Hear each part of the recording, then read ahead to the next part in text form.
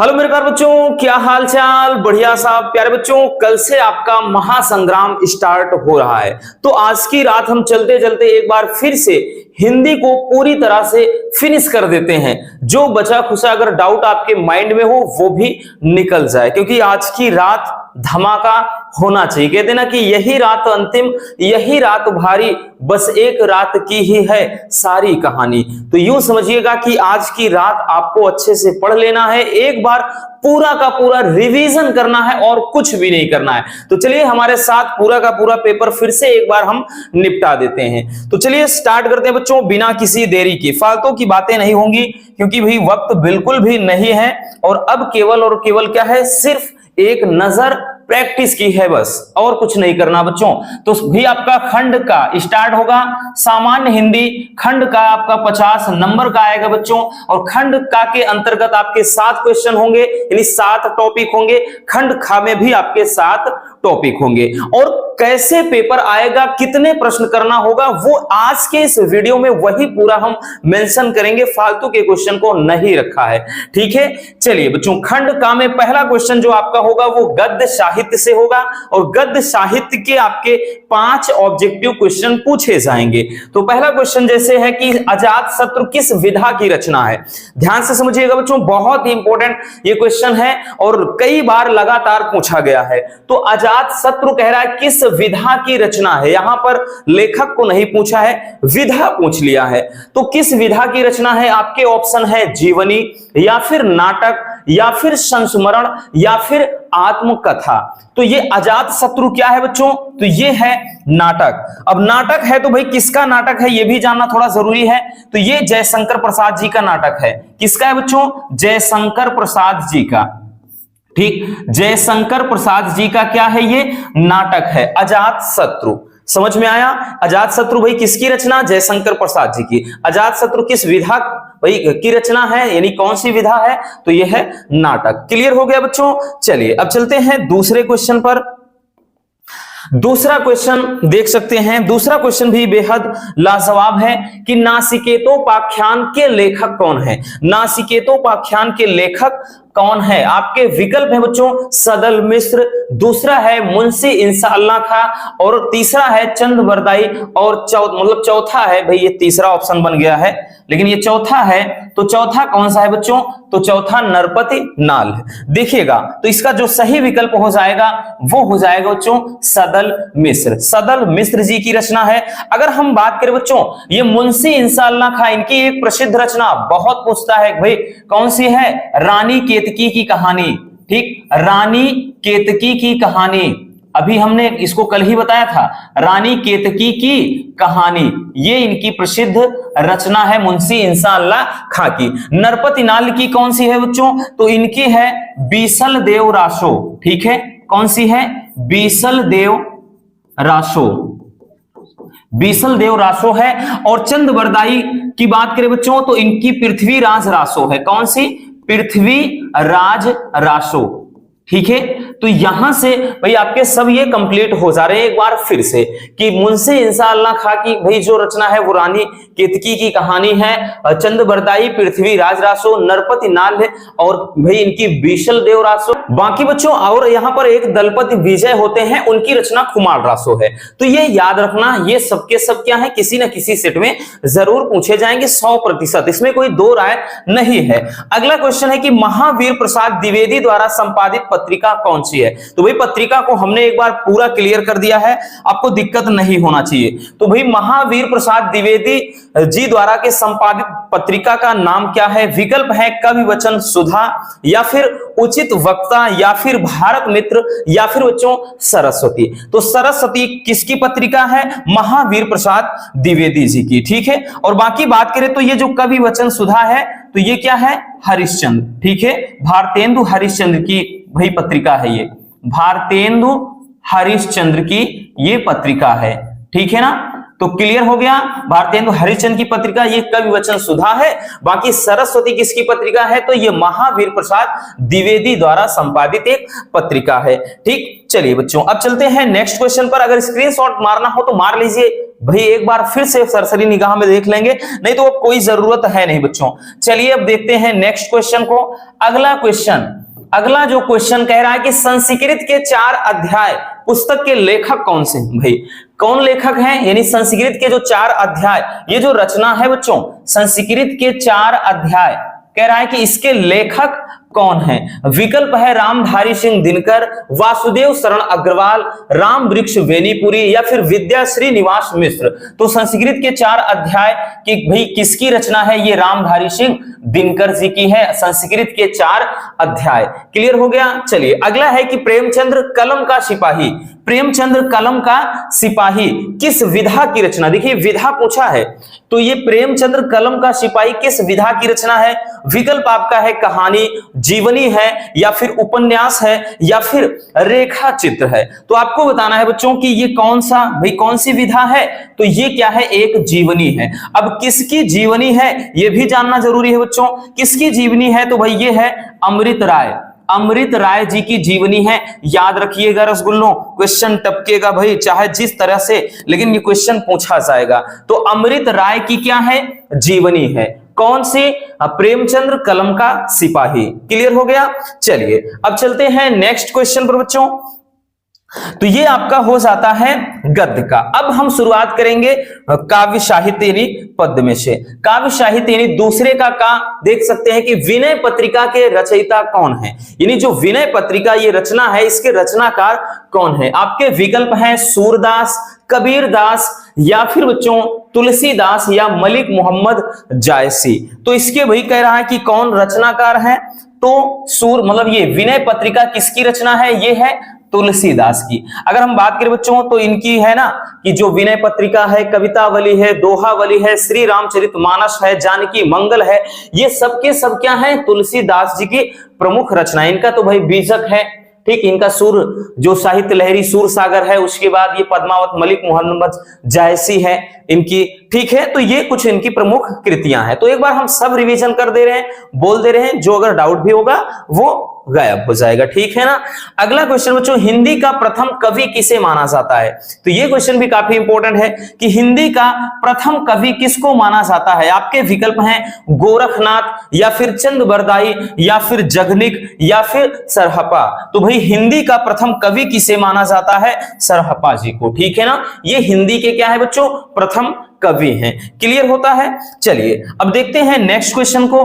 अगला क्वेश्चन जो है गा, इसको देखिएगा बच्चों, कह रहा है कि हरी घास पर क्षण भर, हरी घास पर क्षण भर कह रहा है कि निम्नलिखित में से किसकी कृति है? आपके विकल्प हैं भवानी प्रसाद मिश्र, बालकृष्ण शर्मा नवीन या फिर नागार्जुन या फिर अज्ञे। तो ये किसकी रचना है बच्चों? सच्चिदानंद हीरानंद वात्स्यायन अज्ञे जी की रचना है। कौन सी? हरी घास पर क्षण भर, ये अज्ञे जी की रचना है। इनकी प्रमुख रचनाओं के बारे में अगर हम बात करें तो आंगन के पार द्वार, ठीक, और उसके बाद कितनी नावों में कितनी बार, और साथ ही साथ ये हरी घास पर क्षण भर, ये इनकी प्रमुख कृतियां हैं जो बार बार क्वेश्चन रिपीट हुए हैं, ठीक है। अगला क्वेश्चन कि निम्नलिखित में से कौन रामाश्रयी कवि है? तो इसको भी करवा चुके हैं बच्चों, ठीक। कौन कह रहा है कि रामाश्रयी कवि हैं, यानी ऐसे कौन से कवि हैं जो प्रभु श्री राम की लीलाओं का वर्णन करते हैं, उनके बारे में लिखते हैं या भाई उनके बारे में लिखा है? तो यहां पर आपके विकल्प हैं तुलसीदास या फिर सूरदास, कबीरदास या फिर नागार्जुन। तो रामाश्रयी की बात कर रहा है, जो प्रभु श्री राम के बारे में किसने लिखा है भाई? तो वो है तुलसीदास जी, ठीक है। क्योंकि यहां पर अगर हम देखें तो ये क्या है? तो ये भाई क्या है कि सूरदास जी जो है ये कृष्णाश्रयी हैं, है ना, ये कृष्णाश्रयी हैं, ये कृष्णाश्रयी है बच्चों। और ये कबीरदास जी जो हैं ये ज्ञानाश्रयी हैं, ज्ञानाश्रयी हैं, याद रखना, ठीक है, ये ज्ञानाश्रयी। और ये क्या है? रामाश्रयी है, प्रभु श्री राम के लीलाओं के बारे में। और सूरदास जी हैं ये प्रभु श्री कृष्ण की लीलाओं के बारे में इन्होंने बहुत सारे लिखे हैं, ठीक है ना, मतलब रचनाएं की हैं। चलिए अगला क्वेश्चन देखते हैं। अगला क्वेश्चन कह रहा है कि साकेत किसकी रचना है? साकेत किसकी रचना है? आपके विकल्प हैं मैथिली शरण गुप्त की, हरिऔध की, या फिर जयशंकर प्रसाद जी की, या फिर बच्चों निराला जी की। तो ये अगर हम बात करें साकेत किसकी रचना है तो ये है मैथिली शरण गुप्त जी की। अगर हम बात करें बच्चों, एक क्वेश्चन और पूछता है साकेत में कितने सर्ग हैं? तो साकेत में याद रखना बच्चों 12 सर्ग हैं। साकेत में कितने सर्ग हैं? 12 सर्ग में हैं। और उसके बाद बात करें तो एक आपका जैसे क्वेश्चन पूछता है इससे रिलेटेड, एक पूछता है कामायनी में, तो कामायनी में कितने सर्ग हैं? तो कामायनी में भाई 15 सर्ग हैं, ठीक है ना, क्लियर हुआ बच्चों। कामायनी में बात करें तो 15 सर्ग हैं, और उसके बाद साकेत में बात करें तो इसमें 12 सर्ग हैं। इस बात को अच्छे से याद रखना, ठीक है ना, गलती नहीं होनी चाहिए, अगर पेपर में आया तो भाई गड़बड़ ना होने पाए, क्लियर होता है। चलिए बच्चों अगला क्वेश्चन देखते हैं। अब देखिएगा तो ये हो जाता है हमारा 5-5 नंबर का जो बहुविकल्पी प्रश्न गद्य और पद्य से। आपका जो तीसरा क्वेश्चन होगा, यहां पे 2 क्वेश्चन आपके देंगे, अथवा में करके एक देगा बच्चों, और आपको एक करना होगा, और ये पूरे के पूरे बच्चों 10 नंबर का टॉपिक होगा।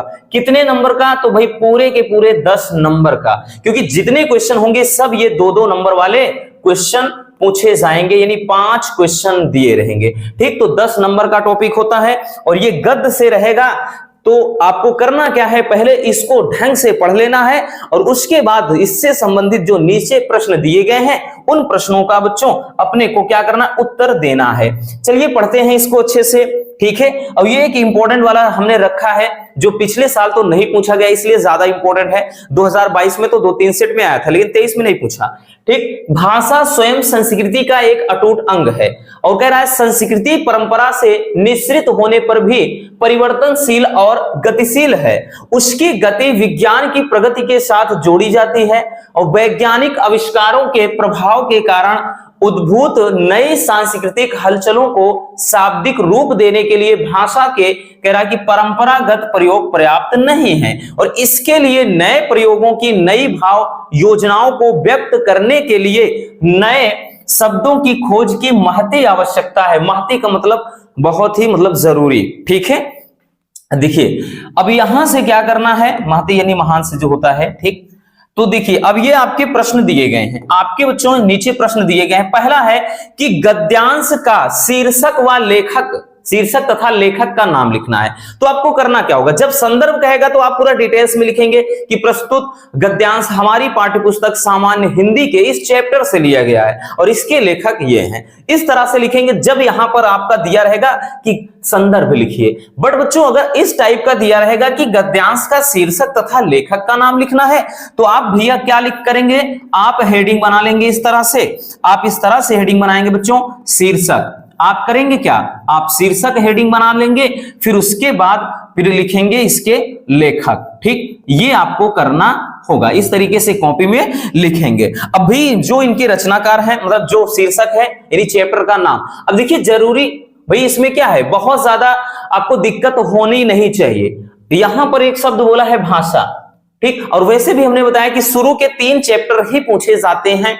3 याद कर लीजिए, 3 देख लीजिए एक बार ढंग से, चौथा देखने की जरूरत ही नहीं, वैसे भी पता चल जाता है। पहले वाले में जगह जगह राष्ट्र शब्द रहेगा, दूसरे वाले में अशोक शब्द रहता है जगह जगह पर, तीसरे वाले में भाषा।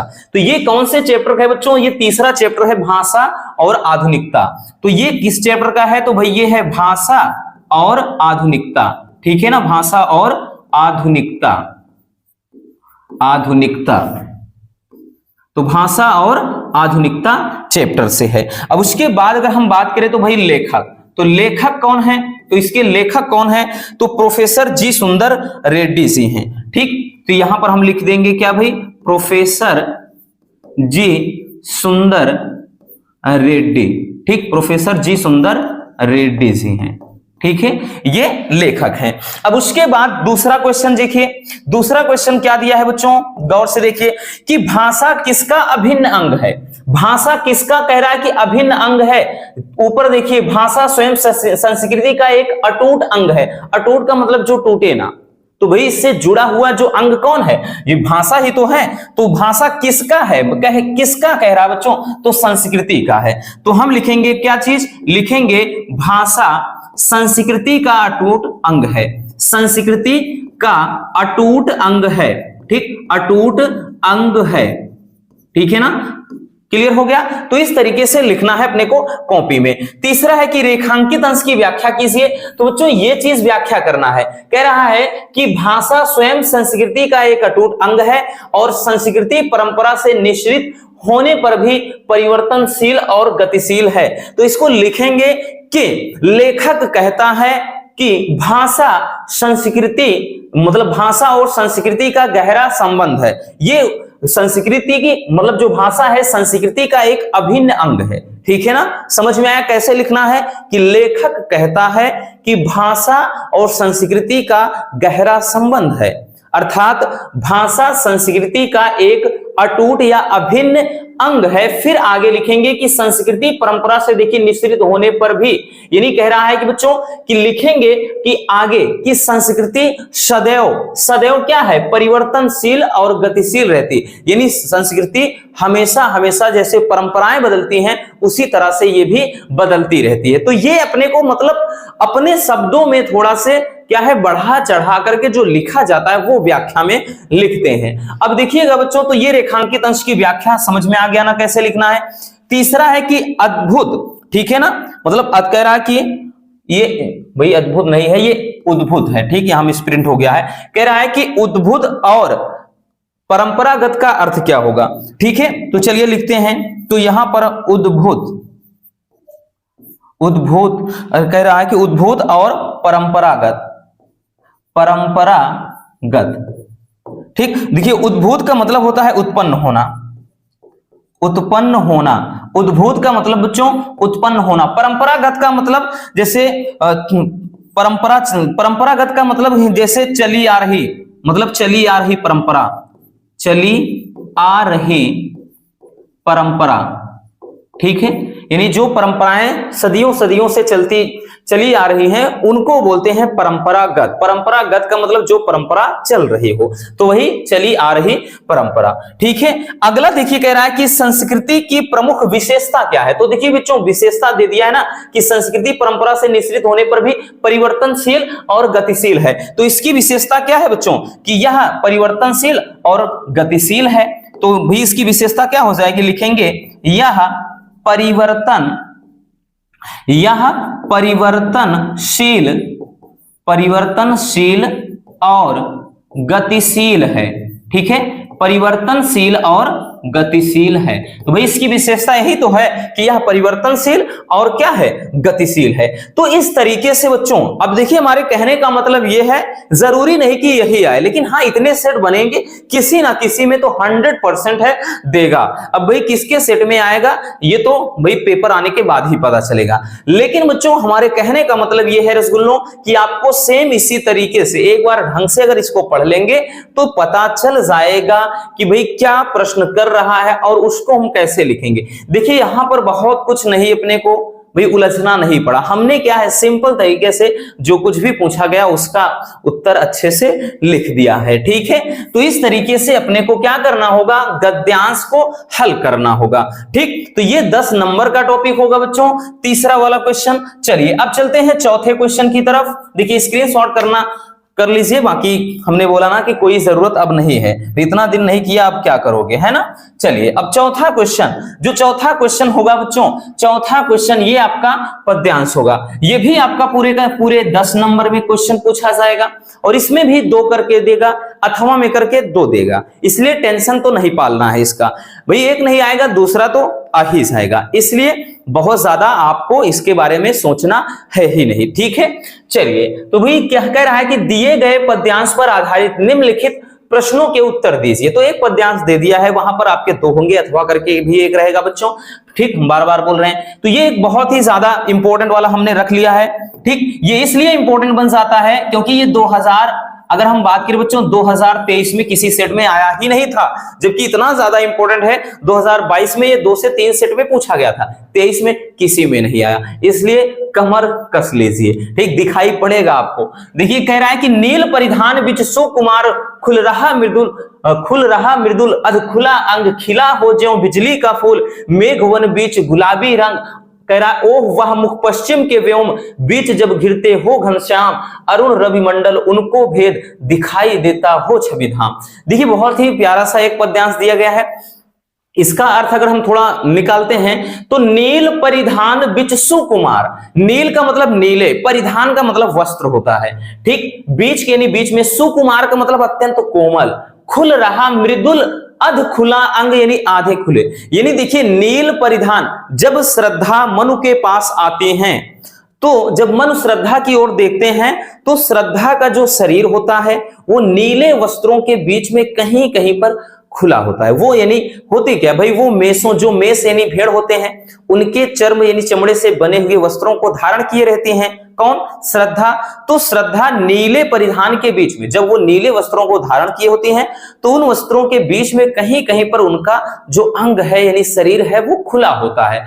फिर उसके बारे में कह रहा है कि खिला हो ज्यों बिजली का फूल मेघ वन बीच गुलाबी रंग, और वो उनका जो अंग है इस तरह से चमक रहा होता है कि जैसे खिला हो ज्यों बिजली का फूल मेघ वन, जैसे बादल रूपी बगीचे में क्या है कि गुलाबी रंग का कोई बिजली का फूल खिला हो। यानी नीले वस्त्रों में जो श्रद्धा होती है, श्रद्धा का कोमल शरीर इस प्रकार चमक रहा होता है कि मानो बादल रूपी क्या है, नीले बादल, मतलब नीले जो बादल होते हैं तो बादल रूपी जो बगीचे हैं उनमें मानो कोई बिजली का फूल खिला हो। आगे कह रहा है कि ओह वह मुख पश्चिम के व्योम बीच जब घिरते हो घनश्याम तो अरुण रवि मंडल उनको भेद दिखाई देता हो छवि धाम। तो यहां पर कह रहे हैं कि भाई और जो उनकी सुंदरता होती है वो कह रहा है कि ओह वह मुख पश्चिम के व्योम, तो और उनके जो चेहरे की चमक होती है उसको देखकर ऐसा प्रतीत होता है,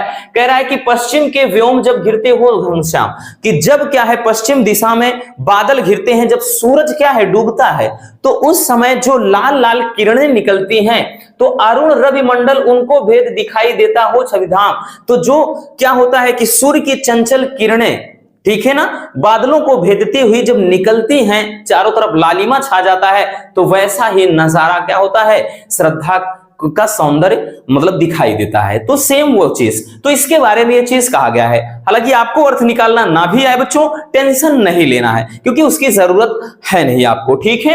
अब उसके बाद यहां पर भाई आपके प्रश्न दिए गए हैं, ठीक, और वीडियो को कंप्लीट जरूर देखना पड़ेगा बच्चों, भागना मत, क्योंकि आज के इस वीडियो में हम आपके जो बहुत ज्यादा कॉमेंट आ रहे थे कि सर नई शिक्षा नीति पर निबंध लिखवा दीजिए, तो उसको भी एक बार आपको देखना पड़ेगा। हम उसको आज करवा रहे हैं, ठीक है ना, उसको रटना नहीं है, बस एक नजर देखेंगे आप उसको अच्छे से लिख सकेंगे, ठीक है।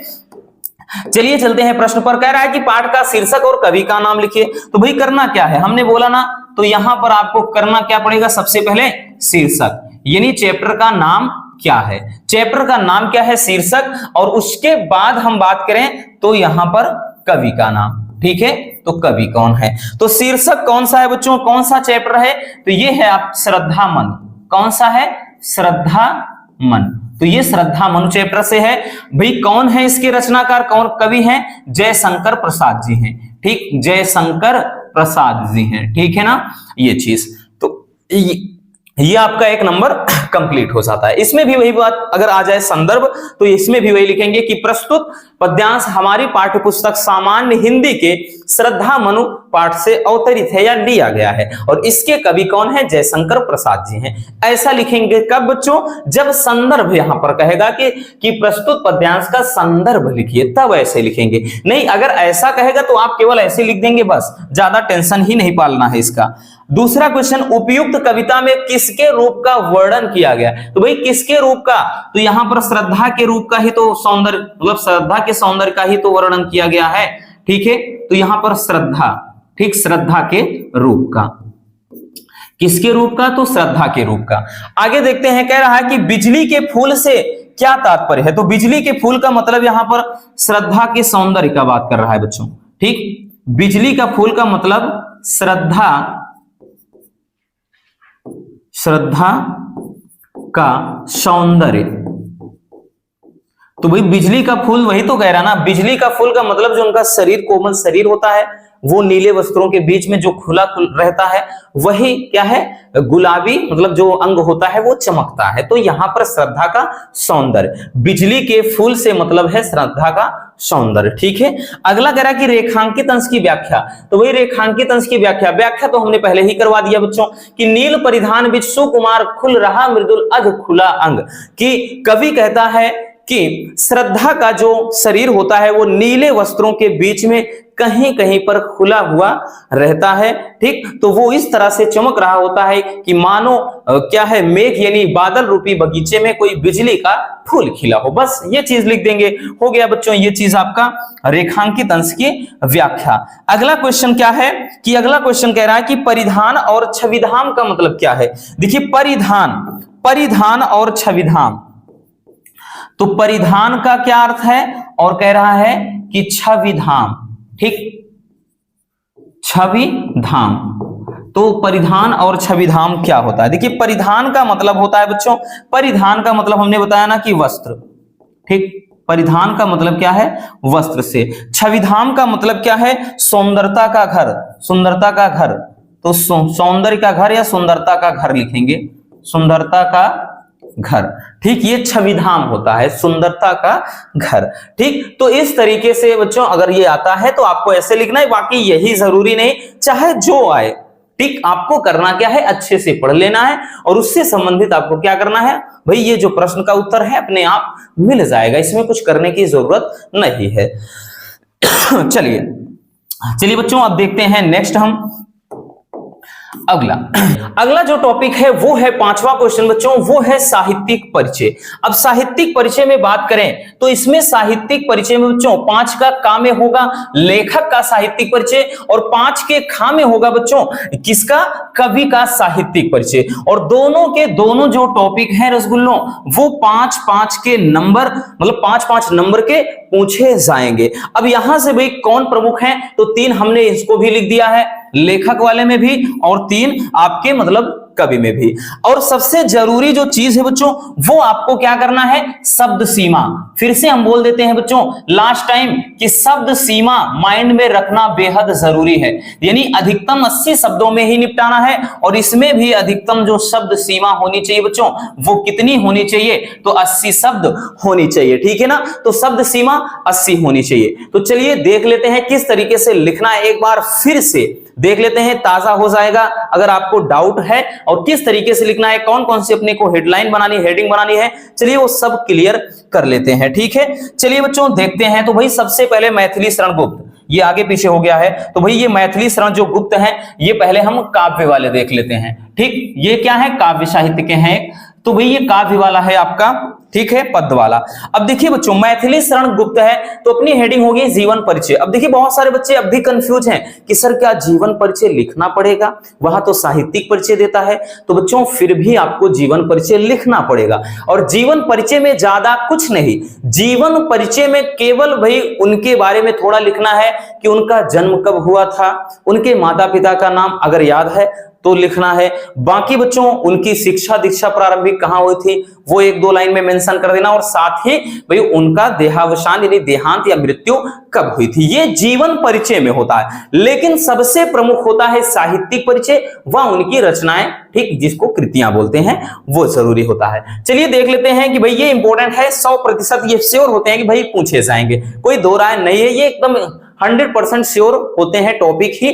ठीक, आपको फिक्स है 5 नंबर मिलेंगे इसमें से। तो लिखेंगे बच्चों जीवन परिचय, जीवन परिचय में लिखेंगे कि मैथिली शरण गुप्त, मैथिली शरण गुप्त का जो जन्म है वो झांसी, आप लिखना चाहेंगे भाई, लिखने के बाद इसको अंडरलाइन कर सकते हैं या काली पेन से लिख देंगे मेन, ताकि जो एग्जामिनर कॉपी चेक करे तो उसकी निगाह सबसे पहले ये मेन जो हाईलाइटेड टॉपिक है इन्हीं पर जाए। इससे वो भी समझ जाते हैं कि हाँ बच्चा पढ़ा है, मेहनत किया है बंदे ने, इसमें तो दम है भाई, ये तो अच्छा लड़का है, तो इसलिए थोड़ा आप क्या है इसको काली पेन से भी लिख सकते हैं। ठीक, तो ये झांसी के चिर गांव में सन वगैरह भी आप काली पेन से मेंशन कर सकते हैं। सन 1886 ईस्वी में हुआ था। और इनके पिता, तो भाई पिता का नाम भी आप ऐसे काली पेन में लिख सकते हैं। इनके पिता सेठ कौन थे? राम शरण गुप्त, हिंदी साहित्य के एक अच्छे कवि थे। ठीक, और इन्हें अपने पिता से ही कविता की प्रेरणा प्राप्त हुई, यानी इनको अपने पिता के से ही क्या है कविता सीख, मतलब कविता करने का ज्ञान प्राप्त हुआ। आगे लिखेंगे बच्चों की गुप्त जी की जो शिक्षा दीक्षा है वो घर पर ही हुई थी। ठीक, यानी इनकी जो प्रारंभिक शिक्षा थी वो घर पर ही हुई थी और इसी कारण से इनके अंदर काव्य के प्रति अभिरुचि जागृत हुई। भाई जब घर पर रह करके ही इन्होंने पठन पाठन किया, ठीक, इनके पिताजी ने काफी मदद किया और इन्हीं के द्वारा, यानी अपने पिताजी के माध्यम से ही ये रचनाएं करने लगे, यानी काव्य में इनका ठीक मन लगने लगा। ठीक, आगे फिर लिखेंगे कि सन 1964 ईस्वी में गुप्त जी अर्थात मैथिली शरण गुप्त का क्या हो गया? देहावसान हो गया। तो ये इतना आपको जीवन परिचय में लिखना होता है। अब जो मेन होता है बच्चों वो हमारा होता है साहित्यिक परिचय। तो हमारी नेक्स्ट हेडिंग होगी साहित्यिक परिचय। अब साहित्यिक परिचय में लिखना क्या होता है कि साहित्य में इनका क्या योगदान था। ठीक है, साहित्य में इनका क्या योगदान था, तो लिखेंगे कि मैथिली शरण गुप्त जी बाल्यावस्था से ही क्या थे? काव्यात्मक प्रवृत्ति मतलब इनके अंदर विद्यमान थी। ठीक है, मैथिली शरण जो गुप्त जी थे इनमें क्या था? बाल्यावस्था यानी बचपन से ही काव्यात्मक प्रवृत्ति विद्यमान थी। का मतलब ये है बच्चों कि बचपन से ही ये क्या है कविताएं वगैरह करने लगे। ठीक है, और गुप्त जी राष्ट्र प्रेमी कवि थे। ठीक, इनको देश से बड़ा प्यार था, वैसे देश से हर किसी को प्यार होता है, कोई नई बात नहीं है।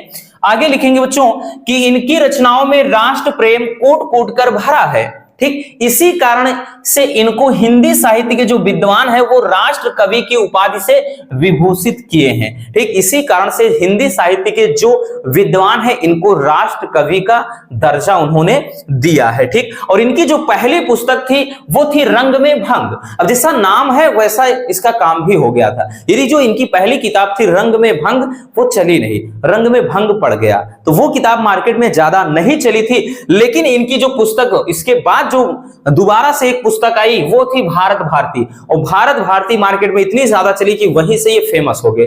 तो भारत भारती से ही इन्हें राष्ट्र कवि के रूप में क्या किया भाई? भारत भारती ने ही प्रसिद्ध कर दिया और इन्हें द्विवेदी युग का सबसे अधिक लोकप्रिय कवि माना जाता है। ठीक, यानी गुप्त जी को द्विवेदी युग का सबसे लोकप्रिय कवि माना जाता है। ठीक है, समझ में आया बच्चों। अब उसके बाद हेडिंग बनाएंगे कृतियां या फिर रचनाएं। तो गुप्त जी की जो रचनाएं हैं दो प्रकार से हैं, वो कौन कौन सी हैं? पहला मौलिक रचनाएं, दूसरा अनुदित रचनाएं।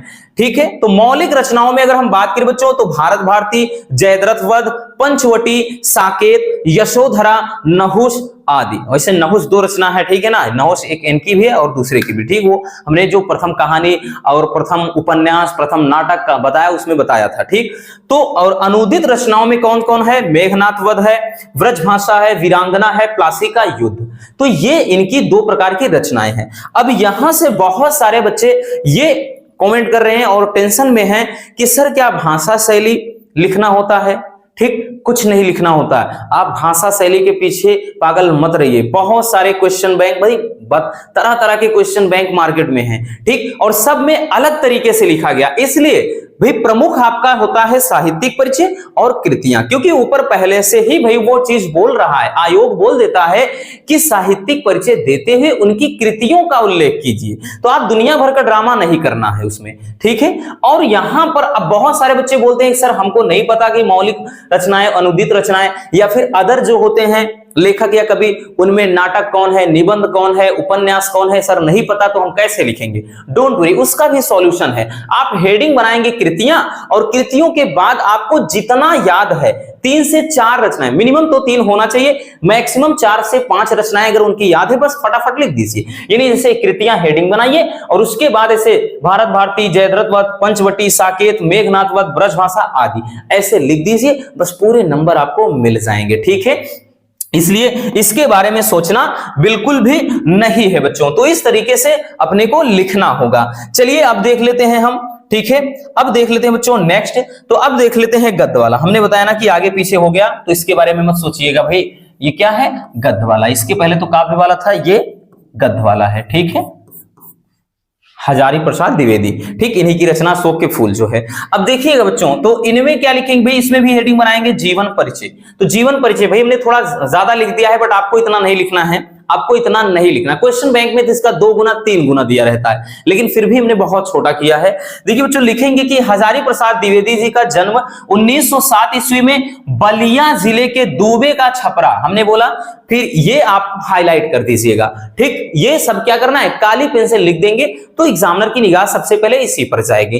तो बलिया जिले के दूबे का छपरा नामक ग्राम में हुआ था। इनके पिता का नाम क्या था, अनमोल द्विवेदी था, और माता का नाम, देखिए माता का नाम में बहुत सारे बच्चे बोलते हैं सर आपने गलत बताया। देखिए बच्चों, कहीं कहीं पर होता है ज्योतिष कली।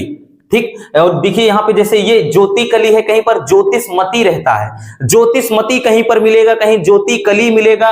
ठीक, तो ये बिल्कुल इसके बारे में टेंशन नहीं लेना है, चाहे ज्योतिषमती आप लिख दीजिए या फिर आप ज्योति कली देवी लिख दीजिए, इसका भाई टेंशन मत लेकर बैठिए कि कौन सा है, कुछ भी लिख देंगे गलत नहीं माना जाएगा। ठीक, आगे लिखेंगे बच्चों कि इन्होंने हिंदी एवं संस्कृत भाषाओं का गहन यानी अर्थात गहरा अध्ययन किया, और सन 1957 ईस्वी में भारत सरकार ने इन्हें पद्म भूषण की उपाधि से भी क्या है, नवाजा यानी प्रदान किया। और सन 1979 ईस्वी में ये रोग से ग्रसित होने के कारण यह महान साहित्यकार हमेशा के लिए चिर निद्रा में सो गया, यानी इनका देहांत हो गया। तो ये आपका भाई क्या हो जाता है, जीवन परिचय। तो जीवन परिचय में बस इतना लिखना है और कुछ नहीं करना है। ठीक है, अब उसके बाद चलिए देख लेते हैं कि भाई आपको आगे कैसे लिखना है साहित्यिक परिचय, क्योंकि प्रमुख जो होता है वो तो साहित्यिक परिचय ही होता है। साहित्यिक परिचय में लिखेंगे बच्चों कि डॉक्टर हजारी प्रसाद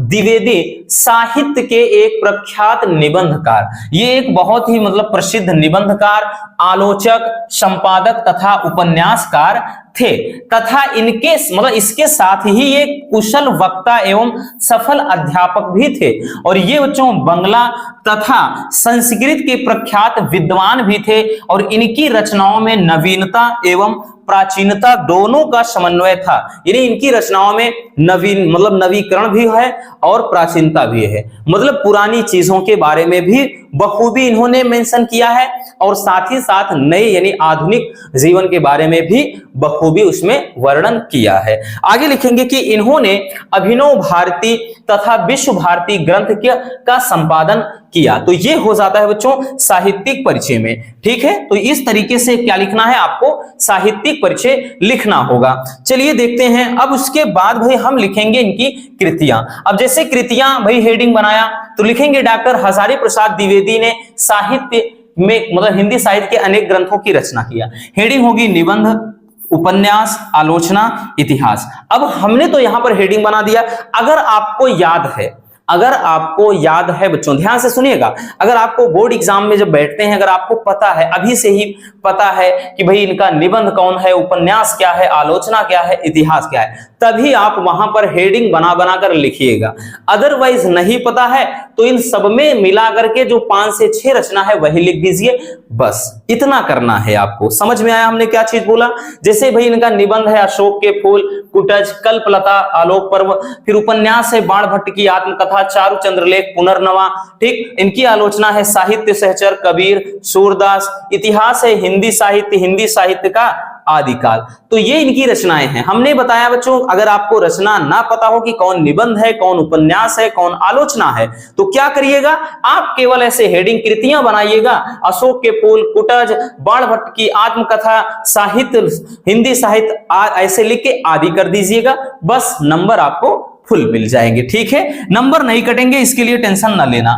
ठीक है बच्चों, चलिए अब देख लेते हैं बच्चों नेक्स्ट जो अगला टॉपिक है, छठवां जो टॉपिक है बच्चों, जो छठा टॉपिक है ये क्या है, पंचलाइट। जैसे पंचलाइट अथवा लाठी कहानी का सारांश अपने शब्दों में लिखिए, अथवा में रहेगा कि भाई बहादुर कहानी का उद्देश्य लिखिए, या फिर बच्चों बहादुर कहानी का सारांश देकर के पंचलाइट का उद्देश्य पूछ सकता है। तो हमने सब करवाया है, पंचलाइट कहानी का सारांश भी कराया है, उद्देश्य भी कराया है, और उसके बाद बहादुर का कहानी और उद्देश्य, लाठी का भी भाई कहानी हमने मतलब सारांश करवाया है। तो आपने भाई इसको बखूबी तैयार किया होगा। और ये टॉपिक भी बच्चों 5 नंबर का आएगा और अधिकतम शब्द सीमा ये याद रखना, इसको भी 80 शब्द में निपटाना होगा अपने को। तो भाई जैसे यहां पर बच्चों हम लास्ट टाइम फिर से एक बार देख लेते हैं बहादुर वाले कहानी के उद्देश्य को, ठीक, बाकी पंच लाइट का भी बताया है। तो बहादुर कहानी का उद्देश्य कैसे लिखना है फिर से देख लेते हैं कि बहादुर कहानी जो प्रसिद्ध कहानीकार अमरकांत द्वारा रचित एक मनोवैज्ञानिक और चरित्र प्रधान कहानी है। यानी इसमें मानसिकता की बात की गई बच्चों, और यह कहानी आधुनिक मध्यम वर्गीय समाज की दिखावटी मानसिकता को प्रकट करती है, ठीक। अर्थात यह कहानी निम्न एवं मध्यम वर्गीय समाज के मनोविज्ञान का वास्तविक चित्रण करती है। और कहानीकार ने बताया है कि आधुनिक समाज झूठी शान शौकत में विश्वास करता है और वह बनावटी जिंदगी जीना पसंद करता है, ठीक है। आगे लिखेंगे बच्चों की कहानीकार ने निम्न वर्ग के प्रति सहानुभूति रखते हुए उनकी स्थिति का बड़ा ही सजीव वर्णन किया है या चित्रण किया है, और उन्होंने कहानी में भेदभाव मिटाने का प्रोत्साहन दिया है। कहानीकार इस कहानी के माध्यम से यह संदेश देना चाहता है कि सहानुभूति के द्वारा भेदभाव रूपी खाई को पाटा जा सकता है। तो इसको हमने 2 से 3 बार बता दिया है, अब तो एकदम से क्लियर हो गया होगा। बाकी अगर आपको कहानी का उद्देश्य ना भी पसंद आए या फिर नहीं याद है तो आप कहानी का सारांश ही लिखिएगा, लेकिन माइंड में सिर्फ एक ही बात होनी चाहिए रसगुल्लों, वो ये होनी चाहिए कि जो शब्द सीमा है वो 80 शब्द सीमा तक ही सीमित रहनी चाहिए। ज्यादा हो जाए 90 लिख दीजिए, 100 लिख दीजिए, लेकिन उससे ज्यादा नहीं। तो ये भी एकदम ठोस वाला नंबर होता है, ठीक है। क्लियर हो गया बच्चों? चलिए अब देखते हैं जो अगला टॉपिक होगा वो हमारा क्या होगा। अब जो 7वां होगा, 7वां कौन होगा बच्चों? तो जो 7वां होगा ये भी 5 नंबर का क्वेश्चन होगा, और इसमें भी शब्द सीमा आपको कितना, यानी अधिकतम 80 शब्द में ये भी निपटाना होगा। तो भाई इसमें खंड काव्य में बात करें तो हर जगह अलग अलग, कहीं पर रश्मि रथी चलेगा, कहीं मुक्ति, या कहीं सत्य की जीत, कहीं त्यागपति, कहीं आलोकवृत, कहीं श्रवण कुमार। लेकिन सब में एक चीज जो कॉमन करना है, यानी इसमें भी अथवा करके बच्चों 2 क्वेश्चन देगा। तो इसमें क्या करना है, सब में आप यूं समझिए जो नायक हैं, ठीक, नायक का बच्चों सब में नायक का चरित्र चित्रण याद कर लीजिए, चरित्र चित्रण, ठीक। यानी जो स्टूडेंट जहां से है, जहां पर जो चलता है वहां के भाई क्या करिए आप उस मतलब उस खंड काव्य के जो प्रमुख पात्र हैं या फिर जो नायक है, उस नायक है, नायिका है, जो भी है, उनका चरित्र चित्रण आपको तैयार कर लेना है, ठीक है। ये करना है। बाकी अथवा में सर्ग दिया रहता है कि प्रथम सर्ग, द्वितीय सर्ग, ये करना होता है, ठीक। तो ये तो आप तैयार कर ही चुके होंगे, इसमें वही बताने की जरूरत नहीं है। अब देखिएगा बच्चों आपका शुरू होता है खंड खा। अब खंड खा थोड़ा इंटरेस्टिंग होता है। खंड खा में बात करूं तो बच्चों ये जो पहला क्वेश्चन होता है, यानी वैसे तो 8वां, बाकी खंड खा का पहला क्वेश्चन, तो ये आपका 7 नंबर का होता है। ये भी 7 नंबर का बच्चों, और ये भी 7 नंबर का, ठीक। और इसमें भी एक खास बात यह है कि दोनों में 2-2 करके आएगा। तो इसमें भी एक अथवा करके दिया रहेगा, इसमें भी एक अथवा करके दिया रहेगा। तो इसलिए आपके पास ऑप्शन होता है, विकल्प होता है, ठीक। इसलिए इसमें भाई कोई भी स्टूडेंट क्या है, परेशान नहीं होता है, उलझता नहीं है, क्योंकि उसको पूरे नंबर मिल जाते हैं, ठीक। क्योंकि एक नहीं आएगा तो दूसरा तो आ ही जाएगा।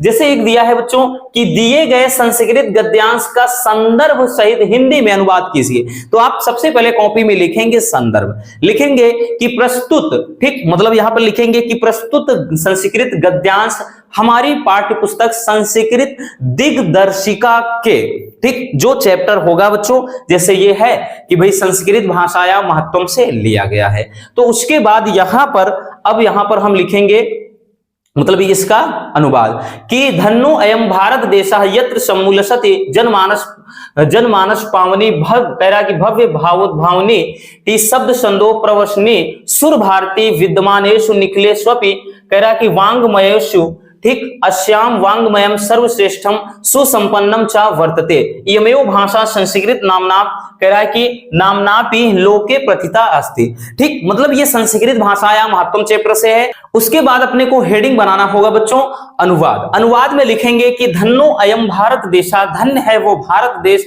यत्र यानी जहां पर सम्मूलसति यानी सुशोभित है, जनमानस पावनी मतलब कह रहा है कि जनमानस को पवित्र करने वाली, और भव्य भावोद्भावनी यानी सुंदर या अच्छे भावों को प्रकट करने वाली, शब्द संदोह प्रवचनी यानी शब्दों के समूह को जन्म देने वाली, सुर भारती यानी संस्कृत भाषा। अब यहां पर हमने समूल असति का मतलब सुशोभित है। तो कह रहा है कि धन्य है वो भारत देश जहां पर जनमानस को पवित्र करने वाली, अच्छे भावों को प्रकट करने वाली, शब्दों के कह रहा है कि समूह को जन्म देने वाली सुर भारती अर्थात देववाणी क्या है, सुशोभित है। आगे कह रहा है कि विद्यमान येषु निखिलेष्वपि यानी विद्यमान यानी जो वर्तमान समय में समस्त साहित्यों में, देखिए वांग्मयम का मतलब होता है साहित्य, तो कह रहा है कि विद्यमान समय में समस्त साहित्यों में अस्या वांग्मयम यानी इसका साहित्य सर्वश्रेष्ठ और सुसंपन्न है। आगे कह रहा है कि इयमेव भाषा यानी यह भाषा संस्कृत नामनापि लोके प्रतिता अस्ति, यह भाषा कह रहा है कि ये जो भाषा है संस्कृत भाषा से क्या है, संसार में प्रसिद्ध है। यानी ये जो भाषा है अर्थात जो सुर भारती है जिसको देववाणी कहा जाता है, तो ये जो भाषा है वो क्या है कि पूरे लोके का मतलब संसार में संस्कृत भाषा के नाम से प्रसिद्ध है। तो इस तरीके से अर्थ लिख लेंगे बच्चों अनुवाद। अब जैसे दूसरा होगा आपका दिए गए संस्कृत पद्यांश का संदर्भ सहित हिंदी में अनुवाद करना है, तो इसमें भी संदर्भ लिखेंगे कि प्रस्तुत श्लोक हमारी पाठ्य पुस्तक संस्कृत दिग्दर्शिका के सुभाषित रत्नानी या फिर जिस चैप्टर से रहेगा, एक तो इसी में का रहेगा, कभी कभार दोनों इसी में दे देता है, नहीं तो भाई आपका अथवा में एक दो चैप्टर इधर उधर है उनमें एक दो श्लोक है वो उठाकर दे देता है, बस एक आध सेट में, नहीं तो सब सेट में क्या है एक ही चैप्टर का अथवा करके भी रहता है। जैसे दिया रहेगा तो भाई अब अनुवाद हम लिखेंगे कि जैसे भाषासु मुख्या मधुरा दिव्या गिरवाण भारती तस्याम ही मधुरम काव्यम तस्मादपि सुभाषितम। कह रहा है कि भाषासु मुख्या मधुरा की भाषाओं में सबसे मुख्य मधुर और दिव्य कौन है, गिरवाण भारती यानी देववाणी है। ठीक है, देववाणी अर्थात जिसको संस्कृत भाषा कहा जाता है कि भाषाओं में सबसे मुख्य मधुर और दिव्य जो भाषा है वो कौन सी भाषा है, वो देववाणी यानी संस्कृत भाषा है। कह रहा है कि तस्या ही मधुरम काव्यम यानी निश्चित ही इसके काव्य अत्यंत मधुर हैं, और कह रहा है तस्मादपि सुभाषितम लेकिन उस काव्य से भी ज्यादा सुंदर क्या है बच्चों, इसके सुभाषितम है यानी इसके सुंदर वचन है। समझ में आया? मतलब कह रहा है कि भाषाओं में सबसे मुख्य मधुर दिव्य कौन सी भाषा है, संस्कृत भाषा है अर्थात देववाणी है। कह रहा है कि निश्चय ही इसका जो काव्य है वो मधुर है, निश्चय ही इसके काव्य जो है मधुर है, लेकिन काव्य से भी ज्यादा जो मधुर है वो क्या है, इसके सुभाषित यानी सुंदर बोले वचन है। ठीक है, तो इस तरीके से बच्चों आपका गद्य और पद्य यानी संस्कृत का गद्य और पद्य का भी अनुवाद लिखना होगा। ठीक, उसके बाद आपका आएगा बच्चों 9वें में, देखिए 9वां जो क्वेश्चन होगा, तो 9वां जो क्वेश्चन होगा बच्चों ये आपका क्या होगा, मुहावरा। तो निम्नलिखित में से किसी एक का, आपको किसी एक का लिख करके अर्थ लिख करके वाक्य प्रयोग करना है, और ये पूरे 2 नंबर का टॉपिक होता है। ठीक, 2 नंबर का टॉपिक होता है। तो जैसे जैसी करनी वैसी भरनी, तो भाई इसका सबसे पहले हम लिखेंगे अर्थ, अर्थ ही जरूरी होता है बच्चों सबसे ज्यादा। तो जैसी करनी वैसी भरनी, तो इसका अर्थ क्या हो जाएगा, अर्थ क्या हो जाएगा बच्चों, तो यहां पर अर्थ हो जाएगा जैसे को तैसा। ठीक, जैसे को तैसा, जैसे को तैसा, या बुरे काम का बुरा नतीजा, इसको ऐसे भी लिख सकते हैं कि भाई बुरे काम का बुरा नतीजा, बुरे काम का बुरा नतीजा।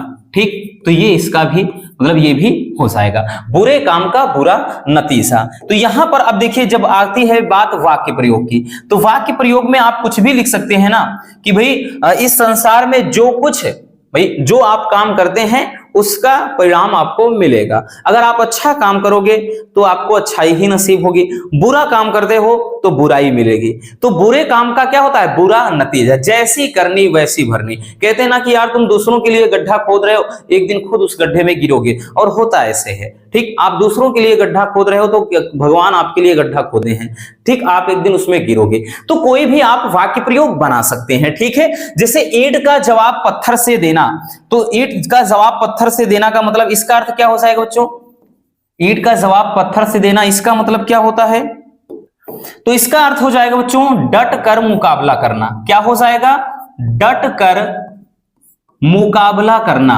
तो डट कर मुकाबला करना, ठीक है, डट कर मुकाबला करना, ये ईंट का जवाब पत्थर से देना। ठीक है, जैसे आप भाई वाक्य प्रयोग में देखिए, वाक्य प्रयोग में हमने बताया ना बच्चों, कुछ भी लिख सकते हैं। जैसे यहां पर लिखेंगे कि सैनिकों ने दुश्मन या दुश्मनों के ईंट का जवाब पत्थर से दिया। ठीक, ईंट का जवाब पत्थर से दिया। ठीक, तो मतलब एक वाक्य प्रयोग तो एकदम आसान होता, सबसे ज्यादा जो जरूरी होता है वो होता है अर्थ लिखना। ठीक, हालांकि वहां आपको एक ही करना होगा, हम सब बता दे रहे हैं। ठीक, अगला जैसे बच्चों कि अंधों में काना राजा, इसका अर्थ क्या होगा? अंधों में काना राजा का मतलब क्या होता है? तो भाई यहां पर अंधा है और उसमें भी कोई क्या है, काना राजा निकल रहा है, तो अंधों में काना राजा का मतलब मूर्खों के बीच। ठीक, इसका हो जाएगा कि मूर्खों के बीच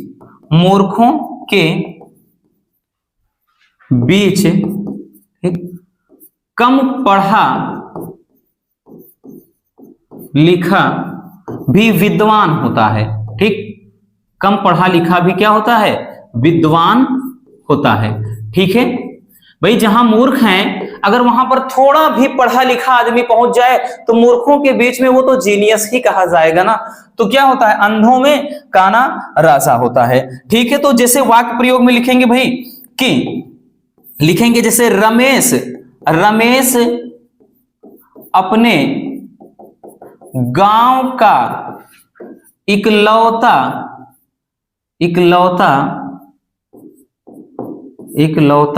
ठीक ग्रेजुएट लड़का है। ठीक, ग्रेजुएट लड़का है, अर्थात वो क्या है? लिखेंगे अर्थात वो अंधों में काना राजा है। भाई गांव में अगर अकेला वो पढ़ा लिखा है, यानी ग्रेजुएशन उसने किया है, तो अंधों में तो काना राजा ही हो गया ना बच्चों। अब जैसी करनी वैसी भरनी। भाई एक बचा है, इसको भी लिख देते हैं। इसको जैसे लिख सकते हैं कि जो जैसा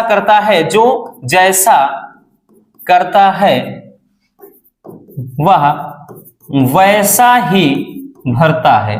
ठीक है, भरता है। तो आप ऐसे भी कोई भी बना सकते हैं एकदम सिंपल तरीके से। ठीक है, तो ये हो जाएगा बच्चों आपका मुहावरा या लोकोक्तियां, कुछ भी रहेगा जो। ठीक, अब उसके बाद जो 10वां होता है, 10वां जो होता है बच्चों, 10वां जो होगा वो होगा आपका अपठित गद्यांश। नया इंक्लूड हुआ है, 5 नंबर का टॉपिक होगा बच्चों। इसमें भी कुछ नहीं करना आपको केवल एक काम करना है, ढंग से पहले इसको पढ़ लेना है, अच्छे से एकदम शांत मन के साथ, बिल्कुल टेंशन के साथ नहीं, बल्कि एक ठंडे दिमाग के साथ पढ़ना है। फिर उसके बाद निम्नलिखित जो प्रश्न दिए रहेंगे 3 इसके नीचे, उसके प्रश्नों का उत्तर देना है। जैसे महात्मा गांधी अपना काम अपने हाथ से करने पर बल देते थे, कुछ भी दे सकता है, इसमें कोई नहीं कह सकता कि कहां से आएगा, क्योंकि ये आपके बुक से मिलेगा नहीं बच्चों, ना किसी क्वेश्चन बैंक से मिलेगा। ये जो मन कहेगा बोर्ड वो दे देगा। बस इसमें एक ही तरीका है कि ढंग से पढ़िए, फिर उसके बाद प्रश्नों का उत्तर दीजिए। तो एक दिया गया है कि महात्मा गांधी अपना काम अपने हाथों से करने पर बल देते थे। वह प्रत्येक आश्रम वासी से आशा करते थे कि वह अपने शरीर से संबंधित प्रत्येक कार्य सफाई तक स्वयं करेगा। ठीक, उनका कहना था कि जो श्रम नहीं करता है वह पाप करता है और पाप का अन्न खाता है। ऋषि मुनियों ने कहा है कि बिना श्रम किए जो भोजन करता है वह वस्तुतः कौन है? चोर है। महात्मा गांधी का समस्त जीवन दर्शन श्रम सापेक्षा। दक्षिण कोरिया वासियों ने कह रहा कि श्रम दान करके ऐसे श्रेष्ठ भवनों का निर्माण किया है जिससे किसी को भी ईर्ष्या हो सकती है। अब देखिएगा प्रश्न जो दिए गए हैं, पहला प्रश्न, चोर की परिभाषा क्या है?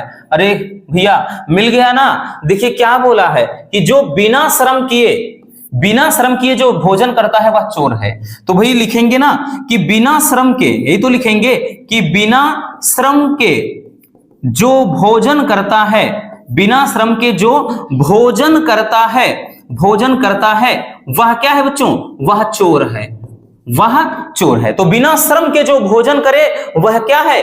चोर है। दूसरा कह रहा है कि महात्मा गांधी जी पापी किसे मानते थे? तो भाई किसको पापी मानते थे बच्चों? जरा गौर से देखिएगा। कह रहा है कि जो श्रम नहीं करता है वह पाप करता है और पाप का अन्न खाता है। तो भाई इसमें भी वही है कि जो मेहनत नहीं करता है, ठीक नहीं करता है वह क्या है? वह पापी है। ठीक, वह क्या है? पापी है, यानी वो समझ लो पाप का अन्न खा रहा है। अगला है कि महात्मा गांधी का समस्त जीवन दर्शन श्रम सापेक्ष था। ठीक, इसका अर्थ क्या होता है? देखिए कह रहा है कि महात्मा गांधी जी का समस्त जीवन दर्शन श्रम सापेक्ष था। इसका अर्थ है कि महात्मा गांधी जी का संपूर्ण जीवन श्रम पर आधारित था। कहने का मतलब वो यहां पे लिखेंगे कि भाई वो मेहनत करने पर बल देते थे। पूरा ऊपर ही तो लिख दिया गया बच्चों कि इसका अर्थ ये हो जाएगा कि महात्मा गांधी का अपना काम अपने हाथ से करने पर बल देते थे। इसका मतलब यही हुआ कि महात्मा गांधी का समस्त जीवन दर्शन श्रम सापेक्ष था। ठीक है ना, मतलब वो क्या थे? श्रम पर ज्यादा विश्वास रखते थे। ठीक, यानी अपने हाथों से काम करने पर बल देते थे। तो इस तरह से बच्चों 10वां क्वेश्चन आपका क्या आएगा? मतलब ये अपठित गद्यांश या फिर पद्यांश रहेगा। ठीक है, चलिए अब 11वां जो क्वेश्चन होगा बच्चों, 11वां क्वेश्चन, इसमें गौर से समझिएगा। 11वें में क्या होगा? का खा गा घा ऐसे करके दिया रहेगा और सब प्रत्येक में 2-2 नंबर के क्वेश्चन रहेंगे कि निम्नलिखित शब्द युग्मों का सही अर्थ चयन करके लिखना होगा बच्चों। जैसे तरंग और तुरंग दे दिया है, तो भाई इसका कौन सा होगा? मन और लहर, लहर और घोड़ा, ध्वनि और घोड़ा, या फिर तेज आवाज और धीमी आवाज। तो बच्चों तरंग का मतलब होता है, ठीक, एक वेव, जो वेव मतलब तरंगे, इसको हिंदी में क्या कहते हैं? लहर बोलते हैं। ठीक, और तुरंग, तुरंग का मतलब घोड़ा, तो लहर और घोड़ा, ये ऑप्शन खा क्या हो जाएगा? इसका सही विकल्प हो जाएगा। ठीक है, अगला है कि अविराम और अभिराम। अविराम का मतलब देखिए क्या होता है और अभिराम का मतलब क्या होता है? तो आपके विकल्प है बच्चों लगातार और रुचिकर, बिना रोक के और सुंदर, अनवरत और आकर्षक, सुंदर और आकर्षक। तो अविराम का मतलब बिना विराम किए, यानी बिना रोक टोक के, और अभिराम का मतलब होता है सुंदर। तो बिना रोक के और सुंदर कहीं पर दिख रहा है बच्चों? हाँ, ये है ऑप्शन बी, मतलब जो खा है, खा वाला क्या हो जाएगा? सही विकल्प हो जाएगा, यानी बिना रोक के और सुंदर। तो इस तरीके से आपका क्या हो जाएगा? शब्द युग्म वाला क्वेश्चन होगा। और खा में बच्चों आएगा कि समानार्थी, मतलब जो होता है ना अनेकार्थी, अनेकार्थी। तो निम्नलिखित शब्दों में से किसी एक शब्द के 2 अर्थ लिखना होगा। ठीक, और ये भी बच्चों 2 नंबर का क्वेश्चन होगा। ये सब फ्री के नंबर होते हैं, इनमें कुछ ज्यादा नहीं करना, फटाक से बस आप इनको समझिएगा, ऐसे टिक करते यानी लिखते चले जाइए, आपको 2-2 नंबर मिलते चले जाएंगे। तो किसी एक के आपको 2 अर्थ लिखना होगा। ठीक, जैसे यहां पर दे दिया है बच्चों, जैसे दे दिया है भाई कि पहला है कनक। तो कनक का मतलब क्या होता है? कनक का मतलब सोना भी होता है। ठीक है, तो सोना, और उसके बाद यहां पे धतूरा भी लिख सकते हैं। ठीक, धतूरा भी लिख सकते हैं, स्वर्ण भी लिख सकते हैं, कुछ भी आगे। ठीक है, अली, अली का मतलब होता है, जैसे अली का मतलब होता है, एक तो होता है बच्चों सखी, अली का मतलब होता है सखी, अली का मतलब होता है भंवरा। ठीक है, एक अली का मतलब होता है बिच्छू, तो ये हो जाएगा। ठीक है, बिच्छू। अब उसके बाद जैसे अंबर है, अंबर, अंबर का मतलब क्या होता है? तो अंबर का मतलब होता है, एक तो अंबर का मतलब वस्त्र होता है, यानी कपड़ा। ठीक, वस्त्र लिख सकते हैं या फिर कपड़ा, और एक अंबर का मतलब आकाश भी होता है। ठीक, तो इस तरीके से आपको लिखना होगा। ठीक है, अब उसके बाद जो गा वाला होगा कि निम्नलिखित वाक्यांशों के लिए एक शब्द का चयन करके लिखना होगा बच्चों। ठीक है, जैसे दे दिया गया कि जिसका कोई अंत ना हो, ये भी बच्चों 2 नंबर का होगा। ठीक, ये 1 नंबर का, 1 नंबर, 2 रहेंगे तो 1-1 नंबर का। तो जिसका कोई अंत ना हो, आपका ऑप्शन है बच्चों असीम, अनंत, परम और विस्तृत। तो भाई जिसका कोई अंत ही ना हो, क्या बोलते हैं? उसको अनंत कहते हैं। ठीक, अगला है बच्चों कि वन में रहने वाला। तो वन में रहने वाले को क्या कहते हैं? तो ग्रामवासी, नगरवासी, वनवासी, या फिर कह रहा कि पहाड़ी। तो बच्चों वन में रहने वाले को क्या कहेंगे भाई? वनवासी कहेंगे, है ना। जो वन में निवास कर रहा है उसको तो हम वनवासी ही कहेंगे, और क्या कहेंगे। ठीक, तो ये हो जाएगा। ठीक है ना, चलिए अब हम देखते हैं अगला क्वेश्चन। ये जो घा होगा बच्चों, इसमें क्या कहेगा कि निम्नलिखित में से किन्हीं 2 वाक्य को शुद्ध करके लिखना होगा। तो किन्हीं 2 वाक्य को शुद्ध करके आपको लिखना होगा। जैसे यहां पर दिया गया है बच्चों, ठीक, आपके 3 ऐसे दे देगा और 2 को शुद्ध करके लिखना है, और भाई आपको मिल जाएंगे 2 नंबर। तो जैसे दिया गया कि भाई केवल 100 रुपए मात्र की बात थी, तो यहां पर केवल 100 रुपए की बात थी हो जाएगा बस बच्चों, केवल। ठीक, 100 रुपए की बात थी, केवल 100 रुपए की बात थी, 100 रुपए की बात थी, तो ये हो जाएगा शुद्ध, ठीक है ना, क्योंकि केवल लिख दिया है तो अब मात्र लिखने की जरूरत नहीं है इसके साथ में, ठीक, इसके साथ में मात्र लगाने की जरूरत नहीं है। इसमें कह रहा है कि हवा ठंडी बह रही थी, तो इसका क्या हो जाएगा बच्चों कि ठंडी, ठीक, ठंडी हवा बह रही थी, ठंडी हवा बह रही थी, ठीक है, ठंडी हवा बह रही थी, हवा ठंडी बह रही थी नहीं। मैं पानी पी लिया हूं, तो इसका हो जाएगा कि मैं पानी पी चुका हूं, मैं पानी पी चुका हूं, ठीक, पानी पी चुका हूं, ठीक है, ये हो जाएगा। तो इस तरीके से बच्चों आपको मतलब क्या है, थोड़ा बहुत इसमें गलती रहेगी, ठीक, जो लिंग कारक आधार मतलब इनके सब आधार पर कुछ ना कुछ त्रुटियां रहेंगी, उसको सुधारना होगा, और ये आसान होता है, हर कोई कर सकता है इसको, ठीक, इसमें टेंशन नहीं लेना है। अब अगला क्वेश्चन जो होता है बच्चों, जो क्वेश्चन नंबर 12, क्वेश्चन नंबर 12 की बात करें तो 12 वाले तो एकदम फिक्स टॉपिक होते हैं। 12 में जो का होता है, खा होता है, गा, सबके सब बच्चों, ये भी 2 नंबर का क्वेश्चन, ये भी 2 नंबर का क्वेश्चन, और ये भी पूरे 2 नंबर का क्वेश्चन, ठीक है। यानी हम बात करें बच्चों तो पहला रस होगा, दूसरा अलंकार होगा, तीसरा छंद होगा। रस छंद अलंकार, तो रस छंद अलंकार सबने अच्छे से तैयार कर ही लिया होगा, कम से कम इसकी 4 या 5 वीडियो हम ऑलरेडी बना चुके हैं।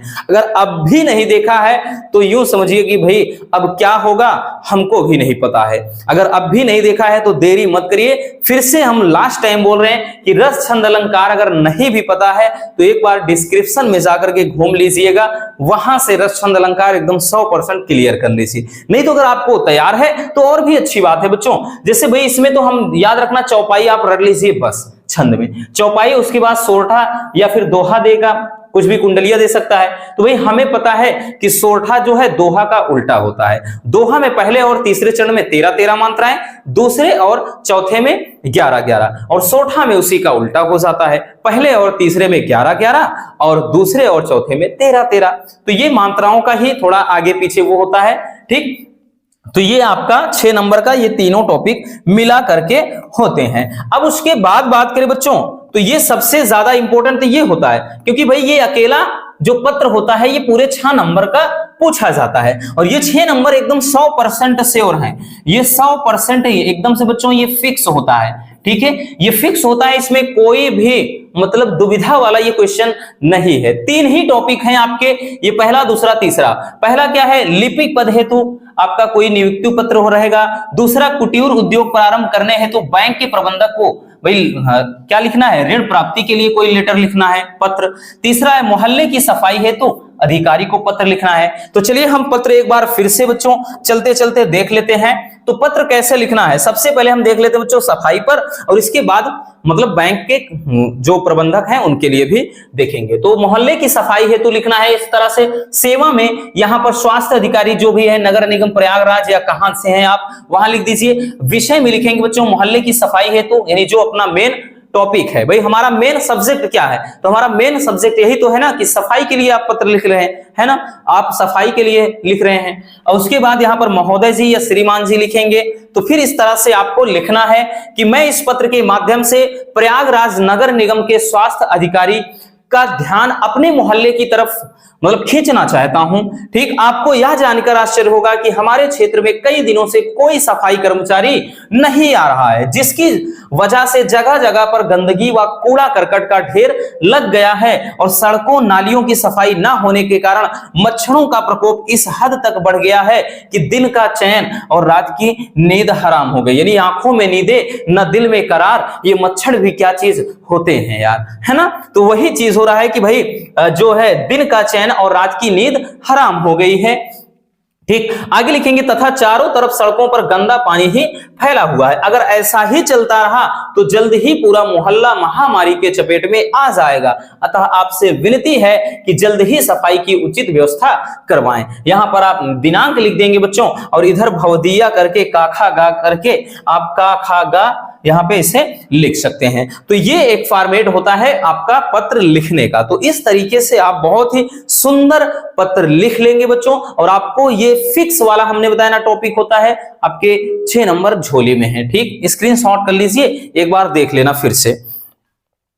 चलिए बच्चों, अब एक और दूसरा वाला देख लेते हैं। बैंक की शाखा प्रबंधक को लिखना होता है भाई, मान लेते हैं वो चीज आपको नहीं लिखना इसके पहले वाला, ठीक। दूसरा बैंक के शाखा प्रबंधक को आप ये वाला तैयार करना चाहते हैं तो इसमें लिखेंगे सेवा में, तो यहां पर शाखा प्रबंधक भारतीय स्टेट बैंक या पंजाब नेशनल बैंक, या फिर आप यहां पर कुछ भी एचडीएफसी बैंक लिख दीजिए, या फिर बैंक ऑफ बड़ौदा लिख दीजिए, व्हाटएवर, कुछ भी, सिविल लाइन प्रयागराज, भाई आप जहां से हैं वहां का एड्रेस। विषय इसमें क्या है, ऋण प्राप्ति हेतु आवेदन पत्र, क्योंकि आपको चाहिए भाई कर्जा, आपको लोन चाहिए, ठीक। तो विषय में ये चीज लिखेंगे। फिर लिखेंगे श्रीमान या फिर महोदय जी, लिखेंगे कि सविनय निवेदन है कि मैंने 2019 में कानपुर विश्वविद्यालय से बीए प्रथम श्रेणी में उत्तीर्ण किया है। अपनी मतलब बताएंगे एजुकेशन क्वालिफिकेशन क्या है।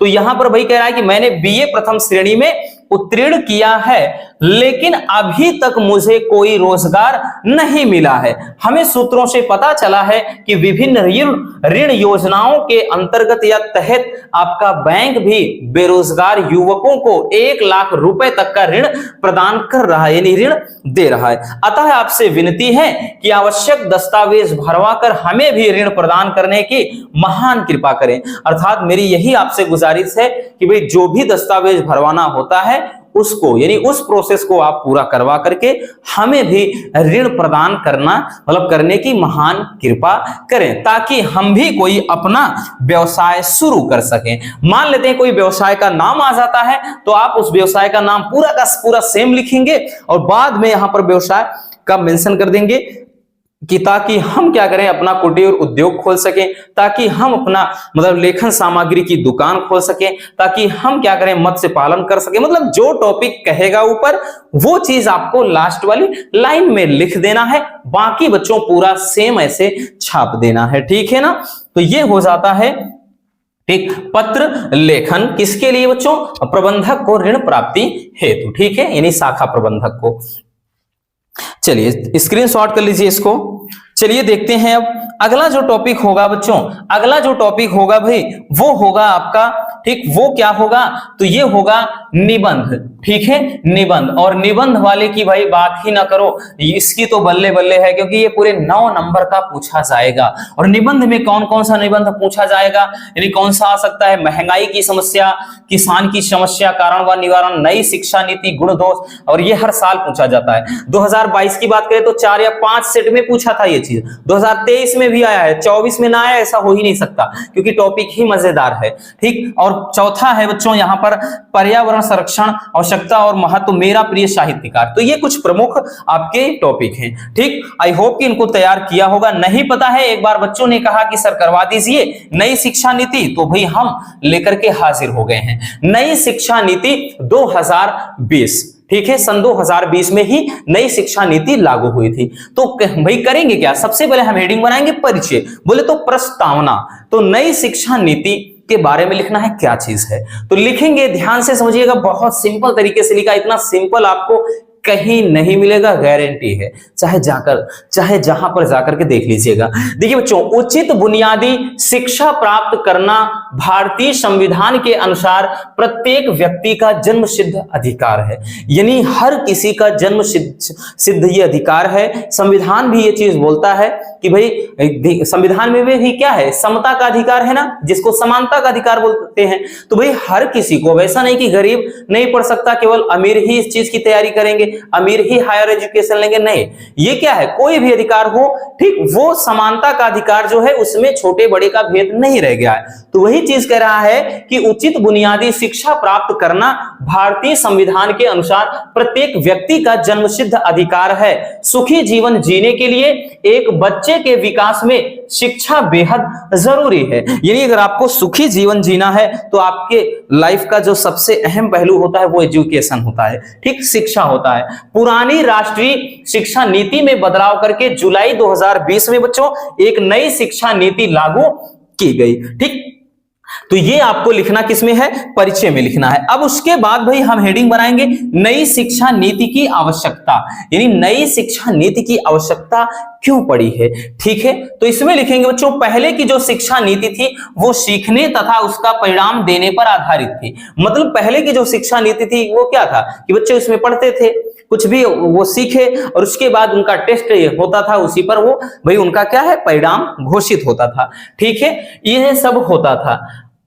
तो यहां पर हम लिखेंगे वही चीज कि पहले की शिक्षा नीति सीखने तथा उसका परिणाम देने पर आधारित थी। आगे लिखेंगे बच्चों, विद्यार्थियों के प्रतिभा का आकलन प्राप्त अंकों के आधार पर होता था। देख सकते हैं इतना सिंपल सा लिखा है कि मतलब किसी भी व्यक्ति के या किसी भी स्टूडेंट की मानसिकता या उसका टैलेंट उसके अंकों के आधार पर ही किया जाता था। वो अगर नंबर अच्छा आ गया, भले चाहे जहां से आया हो, लेकिन मानते थे कि भाई वो अव्वल है, वो टॉपर है और वो पढ़ा लिखा है। तो वही चीज कह रहा है कि विद्यार्थियों के प्रतिभा का आकलन प्राप्त अंकों के आधार पर होता था। लेकिन नई शिक्षा नीति एक बहुविषयक दृष्टिकोण पर प्रासंगिकता पर आधारित है, यानी ये एक बहुविषयक पर आधारित है जिससे विद्यार्थी का सर्वांगीण विकास हो सके। और नई शिक्षा नीति एक नए पाठ्यक्रम और शिक्षा की संरचना के गठन की कल्पना करती है। तो ये मतलब इसलिए क्या है कि नई शिक्षा नीति की क्या है सख्त जरूरत है। तो पहले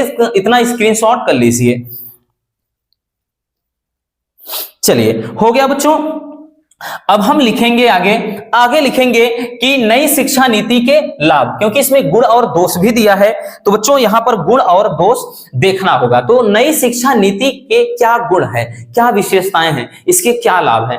पहला बच्चों कि सभी को स्कूली शिक्षा उपलब्ध कराना सरकार का लक्ष्य है, ये इसका लाभ है। दूसरा, इस नीति से लगभग 2 करोड़ छात्र शिक्षण संस्थानों में वापस आ सकेंगे। ठीक। तीसरा, इस नीति के तहत 8 वर्ष की आयु तक के बच्चों की प्रारंभिक देखभाल राष्ट्रीय पाठ्य चर्चा पर जोर दिया जाएगा। ठीक। तो ये मतलब नई शिक्षा नीति के कुछ लाभ है। अब नई शिक्षा नीति से कुछ हानियां भी हैं। तो भाई हानियां क्या है उनको देख लेते हैं, यानी ये गुण है ये दोष है। तो चाहे लाभ हानि कहेगा चाहे गुण दोष, कुछ भी आप हेडिंग बना सकते हैं।